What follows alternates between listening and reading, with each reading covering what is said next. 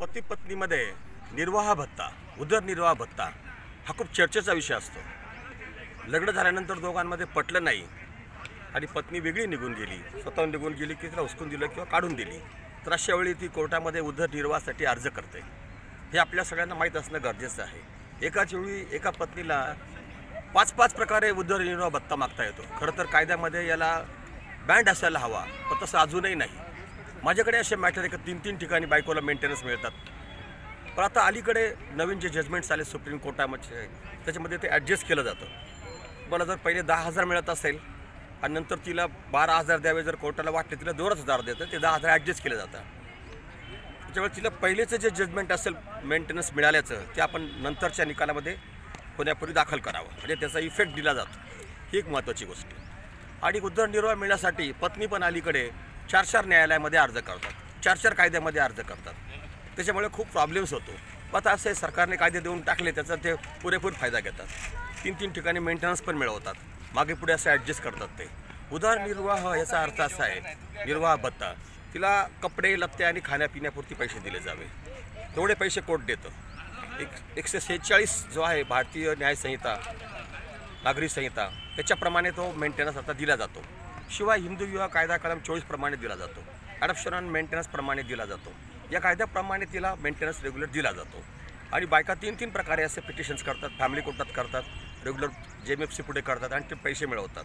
Section 24 असा आहे हिंदू विवाह कायदा कलममध्ये, त्याच्यात फक्त पुरुषालाही बायकोकडून मेंटेनन्स मागता येतं। जर बायको नोकरी करत असेल, तिचं उत्पन्न जास्त असेल आणि पुरुष जर काहीच कामधंदा करत असेल, त्याची नोकरी गेली असेल, त्याला उत्पन्न साधन नसेल, तर तोसुद्धा पुरुष आपल्या बायकोकडून मेंटेनन्स मागू शकतो।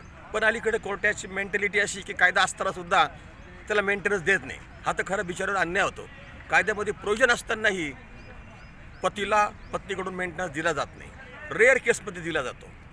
आणि दुसरा जो कायदा आहे कौटुंबिक हिंसाचार प्रतिबंध कायदा, याच्यामध्ये तर प्रोविजन अशी आहे की तुम्ही पिटिशन दाखल केलं, अर्ज दाखल केला की त्याच दिवशी on the basis of affidavit तिला इंटरम मेंटेनन्स लागू होतो। त्याचं काही एक पाहिलं जात नाही, त्याचाही गैरफायदा घेतला जातो। आणि नंतर कळतं का ती कमवती होती, त्याच्याकडे उत्पन्न साधन कमी होतं, तेवढे पैसे देऊ शकत नाही, पण नंतर फार वेळ निघून गेलेला असतो।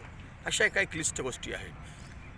CRPC 146 जो आहे आता नवीन कायद्यामध्ये, तर त्याच्यामध्ये जी प्रोविजन आहे रिफ्यूज अँड निग्लेक्ट अशी प्रोविजन दिलेली आहे।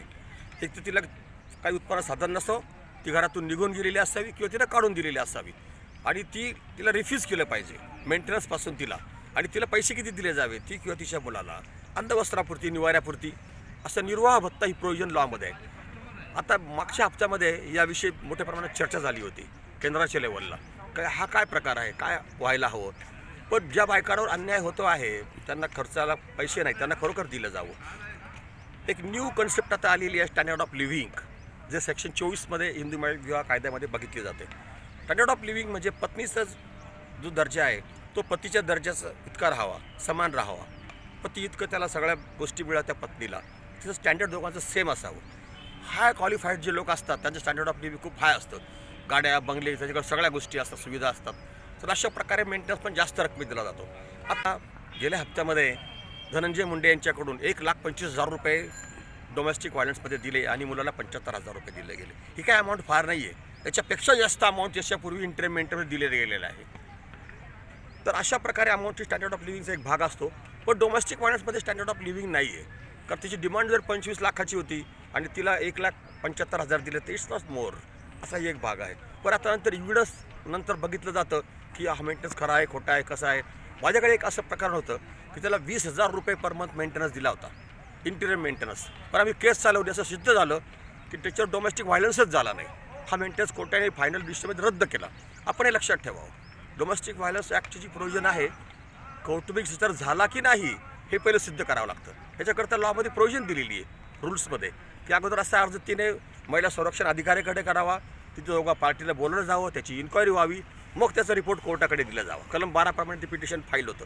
असा काही विचारच केला जात नाही, बाई आहे तिला देऊन टाकावं मेंटेन, असा कायदा नाही आहे। पण लोअर कोर्ट जे आहे JMFC हे मात्र महिलांच्या बाबतीमध्ये फार उदार आहे।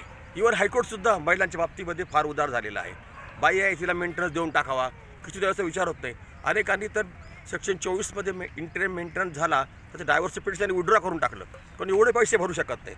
आत्ताच माझ्याकडे एक उदाहरण आहे, मुंबईचा पक्षकार आहे माझा, नाशिकच्या फॅमिली कोर्टात मॅटर चालू आहे. त्याच्या सेक्शन 24मधल्या इंटिरियम मेंटेनन्सची ऑर्डर 5 लाख रुपये झालेली आहे. इकडे DVमध्ये पण त्याला मेंटेनन्स झालेले 10,000 रुपये पर मंथ. तेवढे पैसे भरू शकत नाही. आम्ही डायव्हर्स पिटिशन विड्रॉ करून घेतलं. पैसेच भरू शकत नाही तर काय करावं. अशा अनेक केसेस मी विड्रॉ करून घेतलेल्या आहे. अव्वाच्या सव्वा मेंटेनन्स होतो, त्या पतीचा पैसे भरता भरता जीव जातो, शेवटी त्याला न्यायापासून वंचित राहावं लागतं. न्यायापासून वंचित राहणं ही खूप गंभीर गोष्ट आहे. कायद्यामध्ये याचा विचार झाला पाहिजे. तो जर पैसे देऊ शकत नाही तर त्याचा डिफेन्स स्ट्रक आउट केला जातो. त्याच्यामुळे याचा विचार आता मध्यंतरी झालेल्या चर्चेमध्ये केला होता.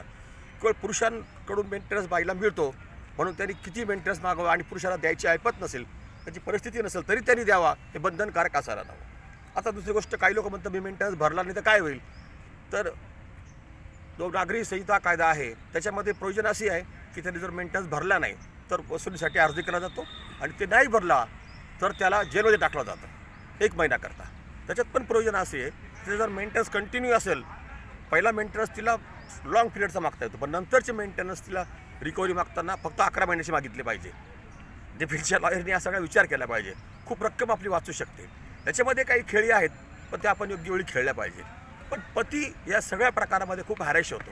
काही लोक प्रामाणिकपणे मेंटेनन्स म्हणतात. आता असं दिसतं की इंटिरियम मेंटेनन्स झाल्यानंतर बायका मेन अर्ज चालवतच नाही. 4-4 वर्ष इंटिरियम मेंटेनन्स खातात, पुढचं ॲप्लिकेशन चालवत नाही. हे पण गैर आहे. न्यायालयाने याच्याकडे लक्ष दिलं पाहिजे. इंटिरियम मेंटेनन्स झाल्यानंतर मेन पिटिशन फास्ट चालवलं पाहिजे, चालवलं जात नाही. हा सगळा प्रकार आहे.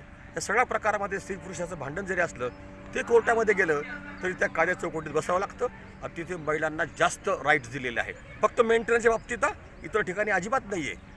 त्याच्यामुळे मेंटेनन्सला घाबरू नका, सामोरे जा आणि डायव्हर्स पिटिशन चालवा, आपल्याला न्याय निश्चित मिळेल. धन्यवाद. ॲडव्होकेट धर्मेंद्र चव्हाण या YouTube चॅनलला सबस्क्राईब करायला विसरू नका. तसेच बेल आयकॉनलाही क्लिक करा.